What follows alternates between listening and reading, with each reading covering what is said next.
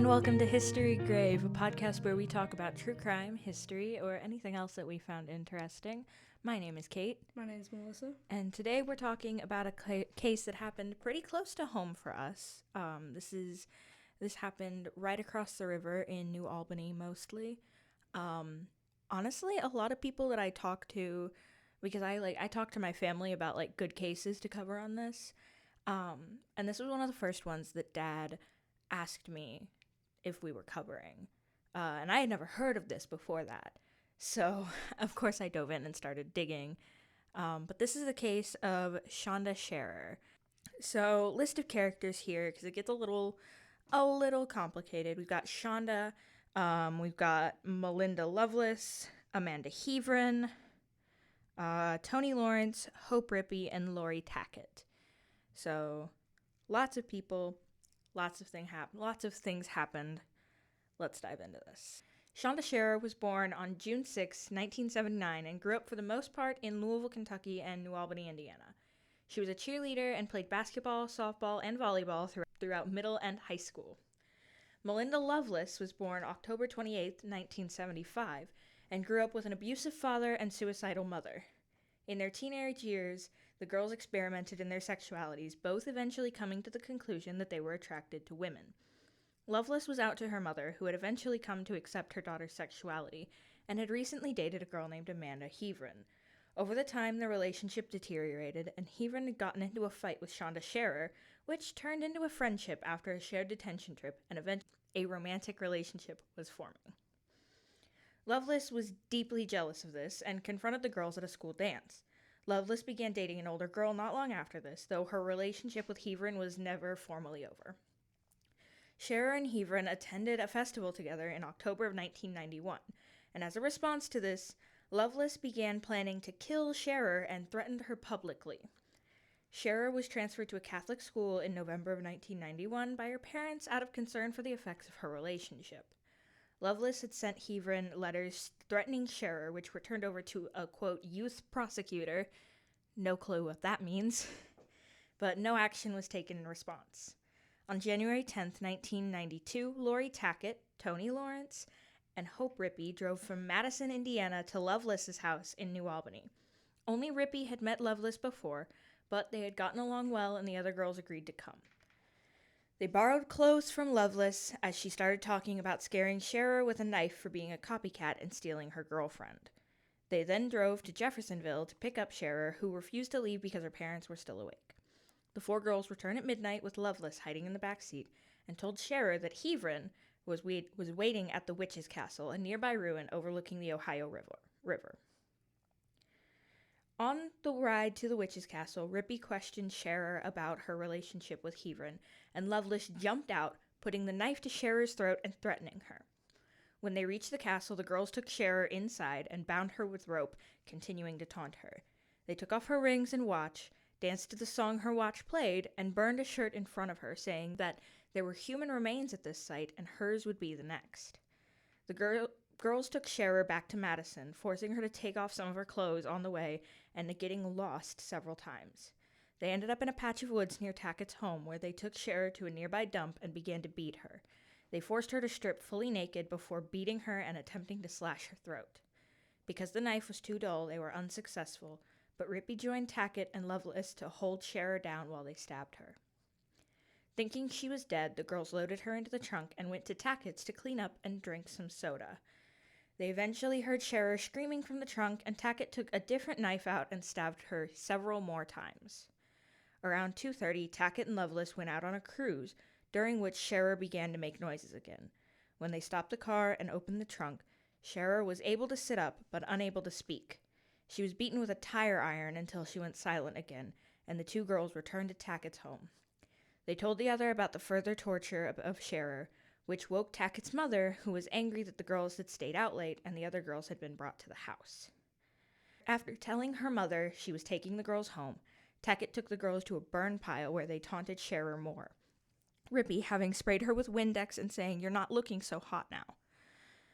They then proceeded to a nearby gas station and filled the car as well as a 2-liter bottle with gasoline. They went to an area that Rippey knew, and Tackett and Loveless wrapped Sharer, who was still alive, in a blanket and took her out into the field. Rippey was forced to pour gasoline on Sharer, who was then lit on fire and left to burn alive. The morning of January 11th, the girls told friends, and specifically Amanda Heavrin, about the murder. Loveless told Heavrin that she loved her and asked her not to tell anyone what they had done to Sharer, and she complied. Back in the field where Sharer's body was left, 2 men found it and called the police, who assumed it was a drug deal gone wrong and hadn't been committed by locals. Later, Sharer's father realized he hadn't seen his daughter since the night before and attempted to get a hold of her and find her. After calling her mother and discovering that she was missing, they filed a missing persons report.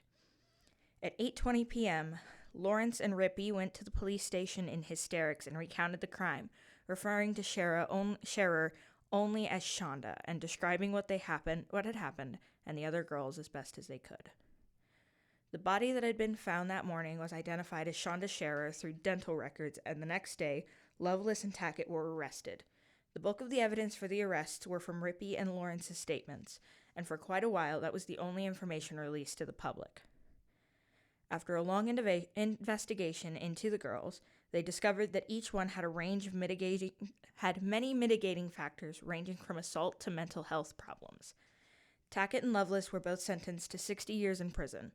Rippey was sentenced to 60 years with 10 years suspended for mitigating factors and 10 years of medium supervision probation. Her sentence was reduced to 35 years on appeal.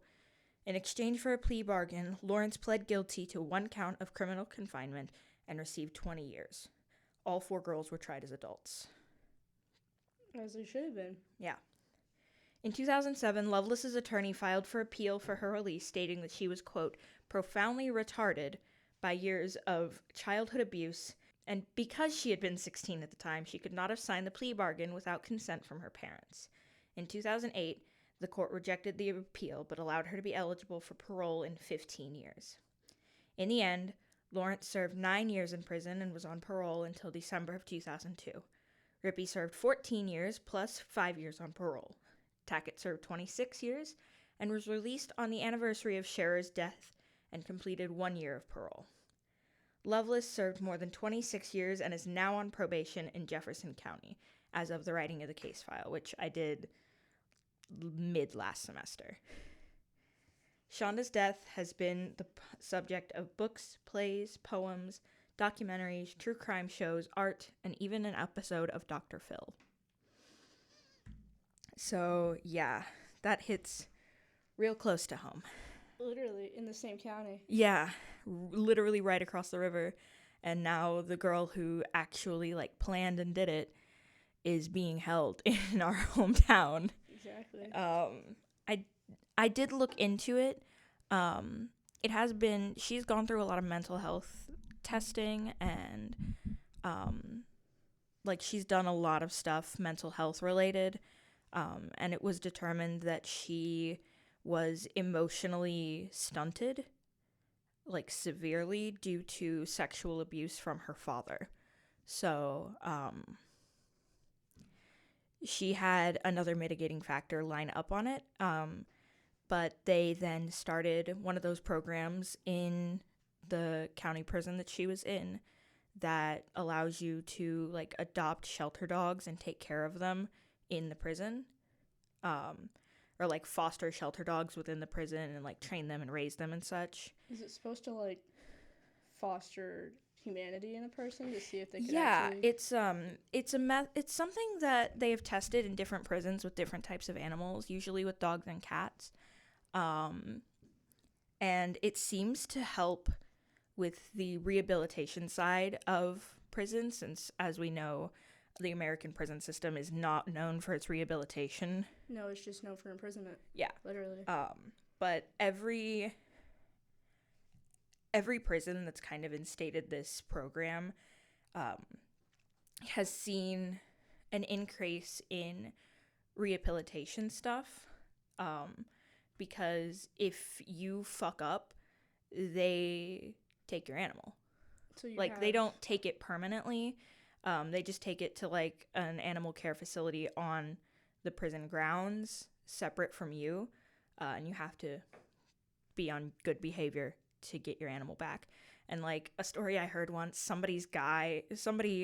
this guy like messed with another guy's cat, and this dude stabbed him. Like, seriously. But yeah, Melinda Loveless is a part of one of those programs, and Shanda Sharer's mom actually sponsors a dog for her every year. And she like takes the dog to Loveless on the anniversary of Sharer's death. So hearing that, I was like, what? Yeah, like, why would you do that? Well, actually, they've spent a lot of time talking in like visits and such. So they've talked a lot, and while Sharer's mother doesn't forgive her, she also believes that there is a chance for rehabilitation and understands the mental health aspect of things. At least that's kind of what I got from what I read. So, like, it's okay. She doesn't forgive her, but, you know, she also doesn't hold a grudge so firmly because she was 16.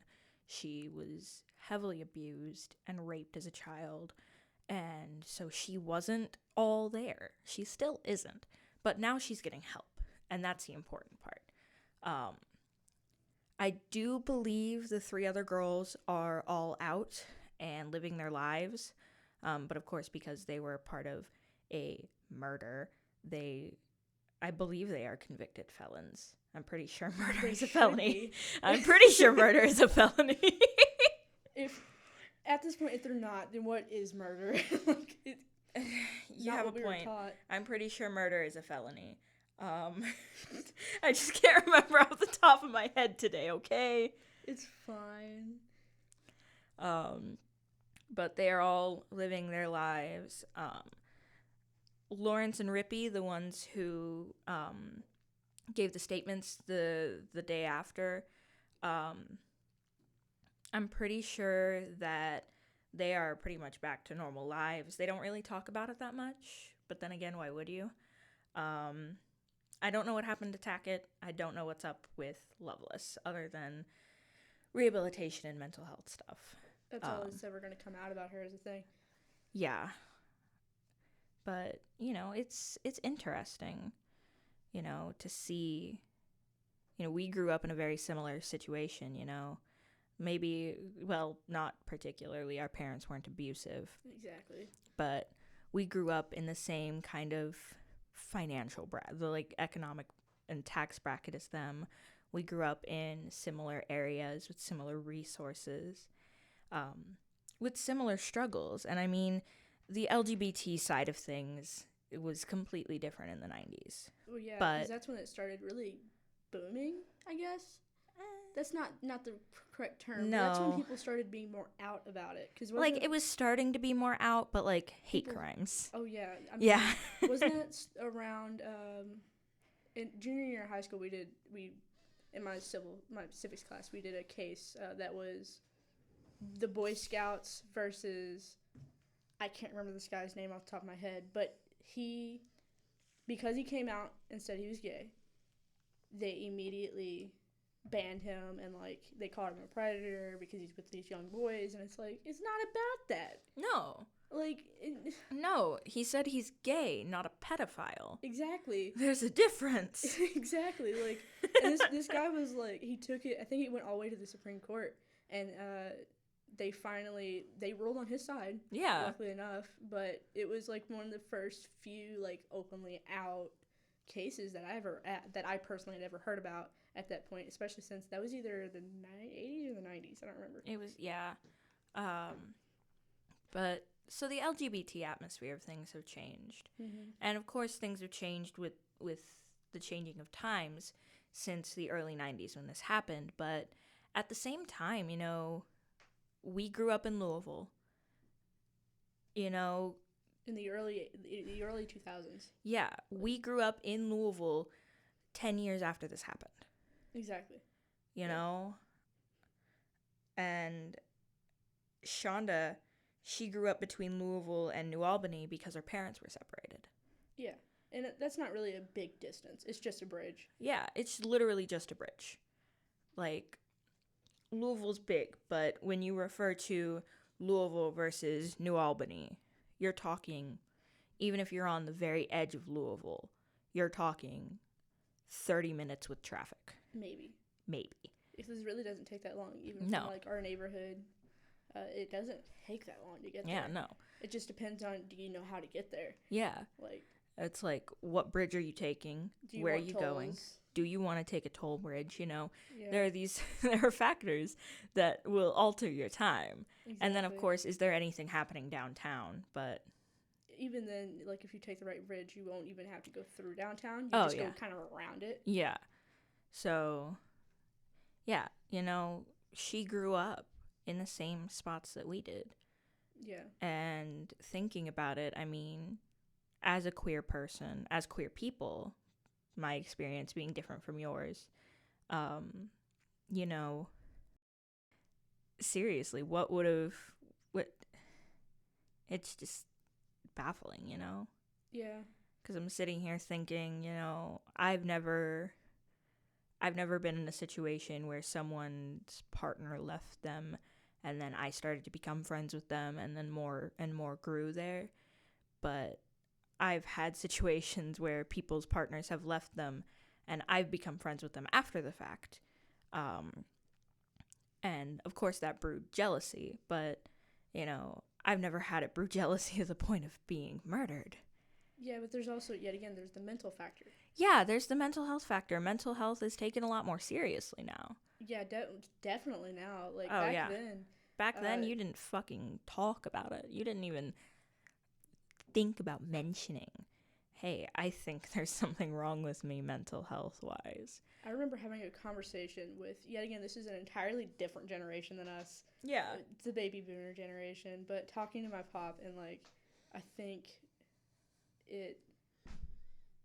one of my cousins were considering going to a therapist or something. Yeah. And the way he said it was almost like a death sentence. And it's like, no, it's just a therapist. It's just, yeah, no. And, like, I'm proud of them just for seeking help. Yeah. Because it's like, sometimes you can't take it all, like, by yourself. Yeah, no.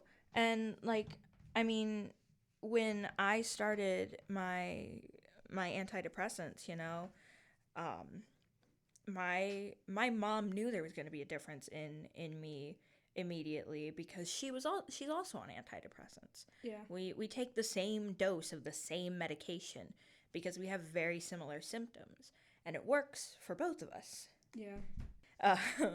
But my dad, man, he thinks you just need to learn how to cope with it. And that's not, and like sometimes for some things it works. For some things it works. But for clinical depression on the level that my mother and I are diagnosed with it, you need help because the chemical imbalance in your brain is so extreme. Mm-hmm. So I got on it, and once I had gotten a couple weeks consistently on it, my dad noticed a change, and he was like, wow, it's a lot different. You're happier, you have more energy, you want to be out and about a lot. And I was like, yeah, it's called the chemical imbalance in my brain got fixed. Exactly. I mean, I remember there was my family is very high. This is going to sound wrong. They're very high strung, and it's because of how much anxiety everybody just has, and we all naturally have it. Yeah. And some of us are on medication because of it. Like my brother, my mom, my pop are all on medication. Yeah. Charlie started it way early on, and then Mom started it It's 2021. Oh, well, I'm trying to see. It's been a little bit more than a year. Okay. It right after my grandmother passed, like the day before the funeral, they both got diagnosed with. They never said exactly what. I think it was just like high anxiety, and they both have fast acting and then daily anxiety medicine.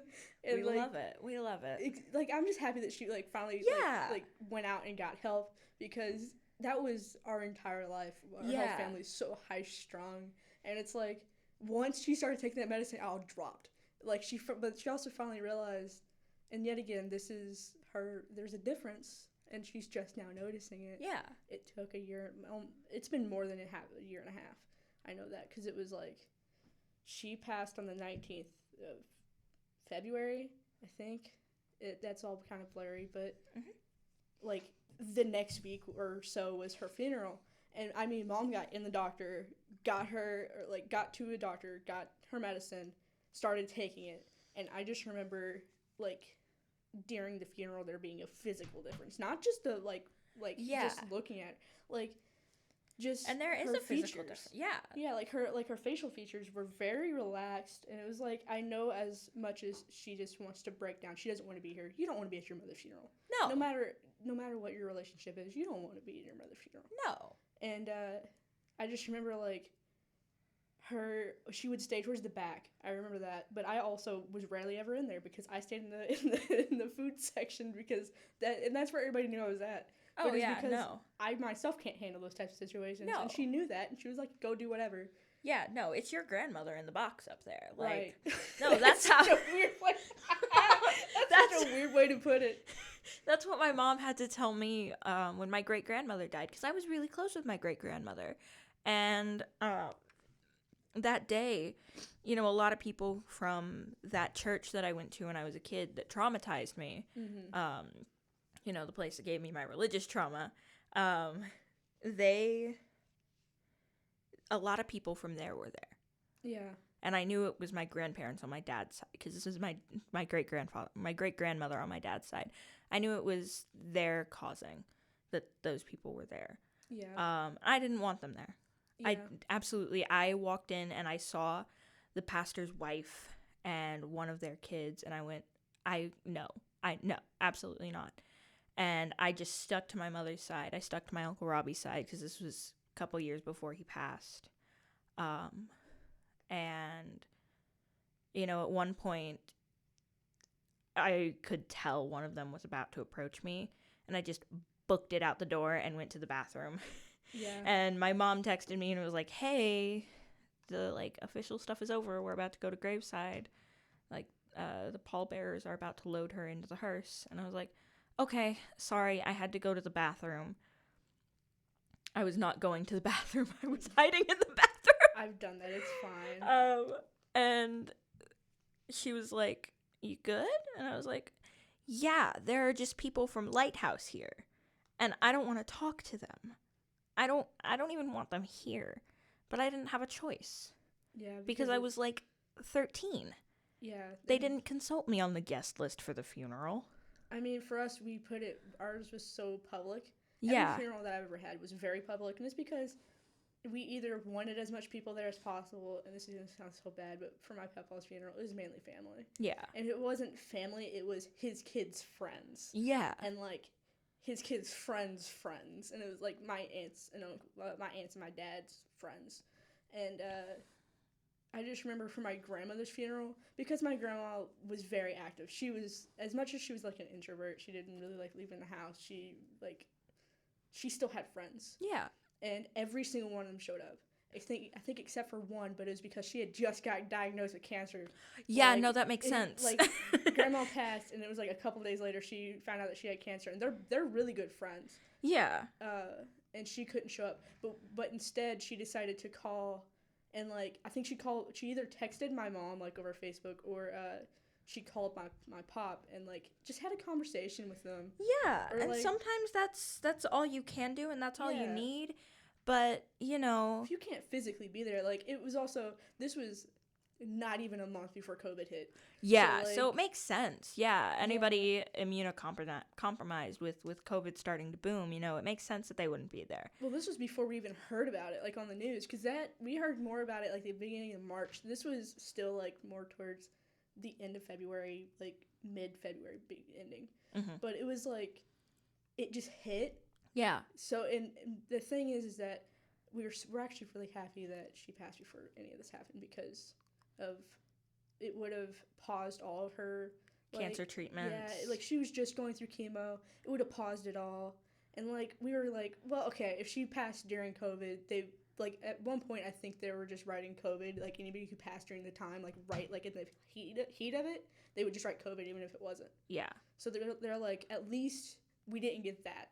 And yeah. She passed way before this happened. She didn't have to see the world in this state. And it was okay, that's that's a very optimistic view of it, but like sometimes that's what you need. Like, yeah, no, but I totally get you like hiding away with the food because I mean, I had my friends. mom's reaction to there are people from Lighthouse here and I don't want to see them or speak to them was, that's okay. You don't have to take their shit. That's your great grandmother up there. Exactly. I mean, and then I was able to come out of the bathroom and like finish my goodbyes to the people who weren't coming to graveside and all that stuff. But the reason I kind of got on mental health here is I wonder how things would have been different if Loveless could have gotten mental health treatment. Like, well, yeah, I mean, but there's also, okay, I'm trying to think of this, and I have no, like, real, other than, of course, my own, or, like, other people I know's mental health issues. I've never, like, been around someone who, like, had it that, this doesn't sound bad, that had it that bad. Yeah. Like, I mean, on the range of extremities of, like, mental health problems, Loveless is at the most extreme end because she was heavily stunted, and as her lawyers decided to phrase it, because it was the 90s and this word was okay, she was considered profoundly retarded. Which isn't the correct use of the word. No, whatsoever. Absolutely not. And I know that's, like, something you're, like, sensitive about because of Charlie. It's more of, well, that's not the reason why. Oh. It's because of the, you grow up in a disabled community, you know what the word actually means, and it's literally a slur. Yeah. Like, and the thing is, yet again, in the early 2000s, it started becoming more, people started becoming more aware of it, but people still treat disabled people like shit. Yeah. Like, and then our freshman year of high school, they started that campaign to stop using the R word, and it's like, I've been saying it here because that's what they legally referred to it as at the time, but and I mean, it is a slur. Like it's a slur, and it's a fucked up slur. Exactly, but it's just like some people who use it. I remember when I was younger, it was used for anyone who was stupid. Yeah, and it's like that's not correct whatsoever. No. But I do remember it being more of a, like, the actual word itself. I remember, like, being in medical, like, in, you know, not in the hospital, but, like, when I was, I'm trying to figure out a way to explain this. Yeah. The doctor that I go to, like, the doctor's office that I go to, has people of all disabilities in. Like, I remember, like, there's someone who is deaf, there's people who are blind, there's people who have Down syndrome, and, like, they all go there because it makes it cheaper. Yeah. It makes it a lot easier for families who are financially struggling, and honestly, I've been thinking about getting out of there because other people could use it more than I could. Yeah. But when you're in there and you hear, like, after seeing people struggle like that and then hear someone try to use a slur against them, it hurts. Like, people have no idea what it's actually like. Yeah. I mean, there's the whole, and yeah, I mean, it's not exactly like everybody's gonna understand. Like, you know, I get that. But at the same time, don't try to come at people when you don't know the situation. I mean, I don't know if it would be any, okay, for one, I don't think the situation would have happened exactly. Like, she might have been more aware and might have knew how to handle the situation better, because it doesn't sound like she had, like, a good figure in her life. No. Like, I'm not even talking about, like, mother or father. No. I'm just talking about figure, like, role model. There was no one good in this girl's life. Exactly. And so I don't know if she had an actual figure in her life that would be like, this is what's right, this is what's wrong. Yeah. Because I feel like the first person who ever presented her with a moral compass was her lawyer. Yeah. Honestly, like, no one would help her, apparently. Yeah, no, nobody would. No, it was really bad. Yeah. Like, I did not want to include a lot of the details about, like, their backgrounds and their home lives because specifically Loveless's, I would have had to put a trigger warning. Yeah. Like, I would have had to put a trigger warning on this episode if we did because it was that bad. You know me, my anxiety is, like, a baseline at a level, like, 3 out of 10. And then, like, very specific things will spike it up. Yeah. I had a panic attack reading about her home life. Yeah, I mean, it was like when I read one of the other cases we were thinking about doing, and I was like, hey, we're taking this one off because I forgot I freak out every time I read it. yeah, I mean, yeah, it was bad. For those of you listening wondering, it was the Gertrude Baniszewski case. You can find that information on murderpedia.org, but I do warn you, it is an extremely graphic and hard to read case. It's really intense. I mean, and going just by the cases, we're doing pretty low level cases. Yeah, right now we're looking at pretty low level cases, but of course, you know, with some of the other stuff that we've talked about doing, you know, it's going to get a little higher and a little more intense, but to do the Baniszewski case would have been way too intense. Yeah. You know, we're trying to keep this, like, listenable for the general public, the general, like, normal true crime junkie, not those of us, like myself, who want the blood and want the gore. Yeah. Like, I want it because I can handle it most of the time. There are just certain things that I can't handle, and that was in the Baniszewski case. It was really, really, really bad. Yeah. And, like, part of me wants to describe parts of it so you understand how bad I mean. But I don't want to have to put a trigger warning on this episode because of something I mentioned in a discussion. Exactly. Like, it's not even about the actual case that we're already talking about. No. But, yeah, it's just, this case, man, I'm sure you noticed by my breathing that it was, like, it hurts. Yeah. It hurts. Firstly, as an LGBT person, because this was basically a lesbian on lesbian hate crime. Yeah. Which I'm sure from Loveless's end of things, there was some internalized homophobia that she was projecting onto Sharer. But that's no excuse for murder. Excuse for murder. I mean, okay, the only excuse, like the Gypsy Rose case. Yeah, that's like Gypsy fine. Rose, which, by the way, we will be covering eventually. That case made sense. Yeah, Gypsy Rose. Any case where It's someone kills killing their abuser. Yeah, like a victim killing their abuser or their rapist. You know, things like that. That makes sense. Yeah. That makes more sense than just like, I killed her. Like, she stole my girlfriend, so I killed her. Like, yeah, that's fucked up. That's a little extreme. That's a little, yeah. But, yeah.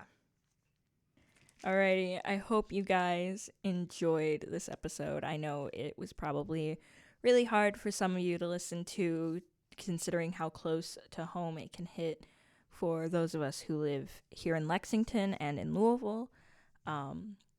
But I think it's really important that we covered this because it hits so close to home. Gotta do your local murders. Of course you do. But we hope you guys enjoyed this episode. Please keep an eye out on our website, sites.google.com/view/HistoryGrave/home, or on our Instagram is HistoryGrave Podcast for information about any extras that we release concerning cases, and for our next episode, which will be about the wrestler who shall not be named, Chris Benoit. So I'm really excited about that episode. You specifically asked if we could do that case. Yeah. So, but that's all we have for you today. Thank you for listening, and we will see you guys next time.